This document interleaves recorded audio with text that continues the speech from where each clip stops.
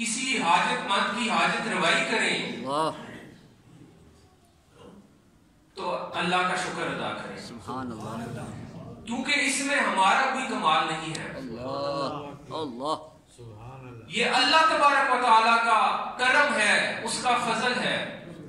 کہ اس نیکی کے لیے اس نے ہمیں چنا۔ سبحان اللہ، سبحان تو اللہ، جب بھی کوئی اچھا کام ہو تو دوستو اتنا ہی استغفار کریں عاجزی کے ساتھ، اس میں کوئی نیکی کر کے غرور، تکبر یا کوئی دکھاوا نہ کرے کہ ایسا نہ ہو کہ وہ نیکی رائے گاہ چلی جائے۔ اللہ ہمارے پیارے آقا صلی اللہ علیہ وسلم فرماتے ہیں کہ حدیث مبارکہ میں آتا ہے کہ واللہ انی لاستغفر اللہ واتوب الیہ فی اليوم اکثر من 70 مرہ، کہ مجھے اللہ تبارک و تعالیٰ کی قسم ہے کہ میں دن میں 70 سے زیادہ مرتبہ استغفار اور توبہ۔ سبحان اللہ، یعنی کہ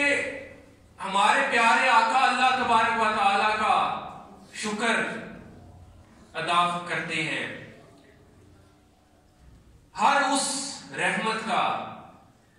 ہر اس کرم کا جو اللہ تبارک و تعالیٰ اپنے محبوب کے ساتھ۔ اللہ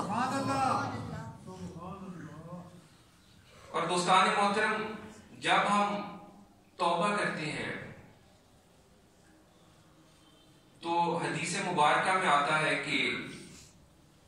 آپ صلی اللہ علیہ وآلہ وسلم فرماتے ہیں کہ التائب من الذنب، کہ توبہ کرنے والا اپنے گناہوں سے کمن لا ذنب لہ، کہ وہ اس شخص کی مانند ہے کہ جس نے کبھی تو گناہ کیا ہی نہ ہو۔ یعنی توبہ اللہ تبارک و تعالیٰ کی بارگاہ میں اتنی بڑی فضیلت ہے توبہ اور استغفار کرنے کی کہ وہ اتنا غفور الرحیم ہے کہ جب انسان سچے دل سے توبہ کرتا ہے تو وہ اس کے تمام گناہوں خطاؤں کو معاف فرماتا ہے۔ سبحان اللہ، اور دوستو یہ امت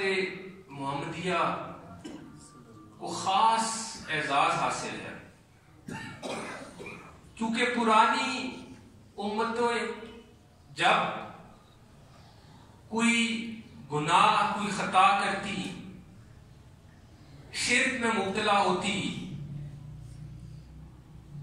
تو ان پر عذاب آتا۔ قرآن مجید میں بے شمار جگہ پر